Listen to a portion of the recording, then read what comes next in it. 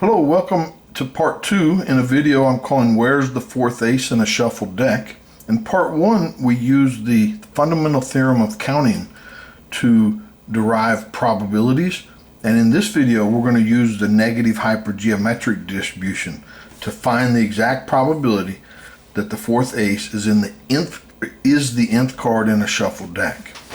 Now, of course, with all my videos, I like to develop the intuition and the mathematics behind what we do. And so we're going to do that for the negative hypergeometric distribution.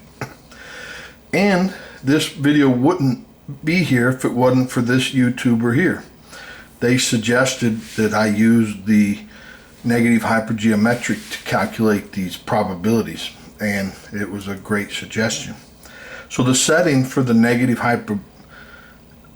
hypergeometric distribution is we observe one observation at a time, and there's a total of m plus n observations in the population. M of the observations I'm going to call type 1, n observations are type 2. Now some will call this success and this failure, or this failure and this success, or white ball, red ball. It has to be of some type, and there's two types. And we're going to continue sampling one at a time until we observe R of type 1 observations. And of course R has to be less than or equal to M. And X is the random variable, and that's how many we sampled. It's the total sample size. Now, to derive the probability mass function, because it is discrete, we're going to call it f of x, and x of course goes from 1 to m plus n. And I think about it like this. We take a sample and observe it, so it's either type 1 or type 2. Take another sample, it's either type 1 or type 2, and we continue until we get to the rth type 1 observation. So we're at the xth observation total, so there's x observations, right? That's what we're trying to model, and that's the rth ones. So what do we know about this group here? We know there's r minus 1 type 1 observations, and then the rest are type 2. And so if there's x minus 1 observations here, then we subtract out how many type 1s, and that's how many type 2. So we need to find the probability that we land, or that we observe the rth type 1 observation at the x spot, or the sample size of x. Okay, and so in the way that my crazy mind thinks of these is this is going to be one bin, right? And this is going to be another bin. And so it keeps them separate. So if we can find the probability of this occurring, and then we can find the probability of this occurring, then the probability that they both happen is the product. And so that's what we're going to do. So here we know x, so like we're trying to find the probability that, say, x equals 30. So we know this observation is 30, so there's 29 here. And we know how many type 1 and type 2 observations are in here. So to find this probability, it's actually a hypergeometric distribution. It's a very known distribution. And so there's m type 1s, and we want r minus 1 of them in here.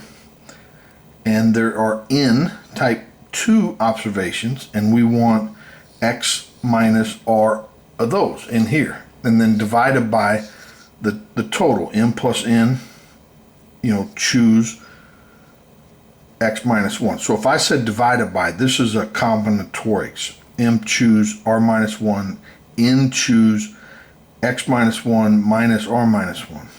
Okay, so that's what this occurred. And now what we have left over here, how do we find that probability? Well, how many r's observations are left, or how many type 1 observations are left? Well, there's m minus r minus 1. Right? Now we haven't picked it yet. And then how many total observations are left? It's m plus n minus r minus 1.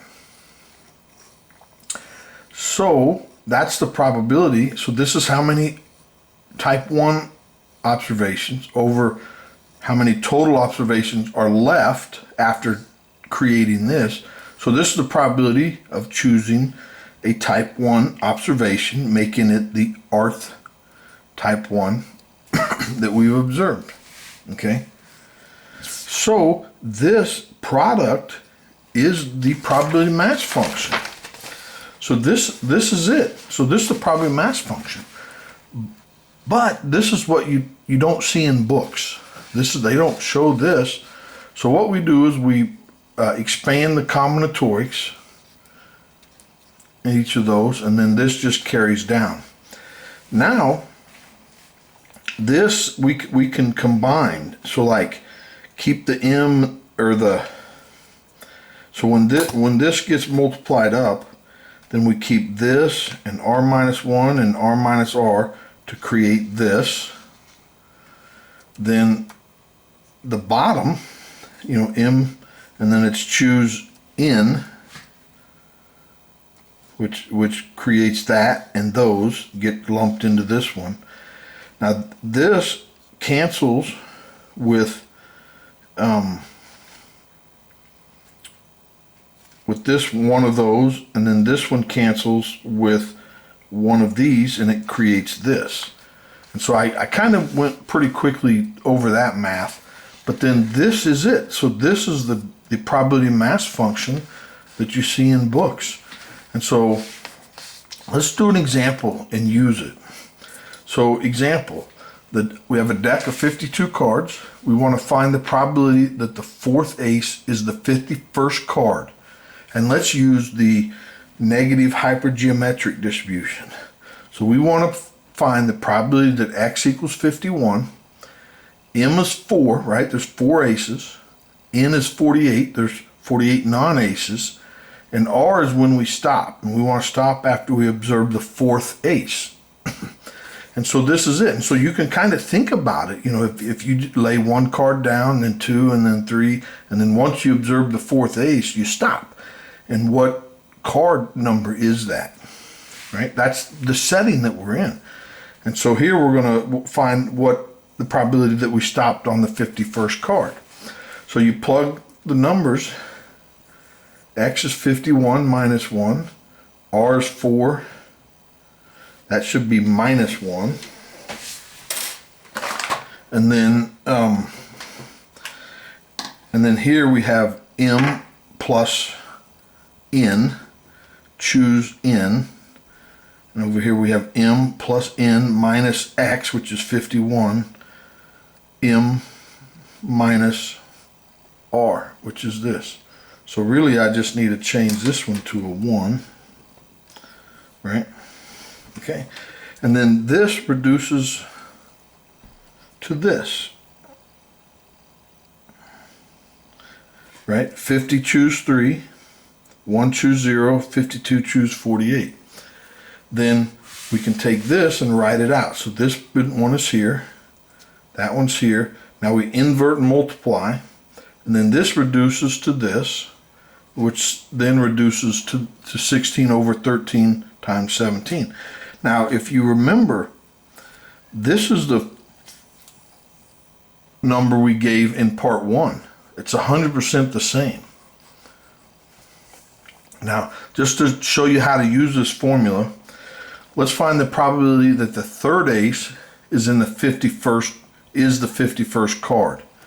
So probability that x is 51, m is 4, n is 48, r is 3. We want to stop after the third ace.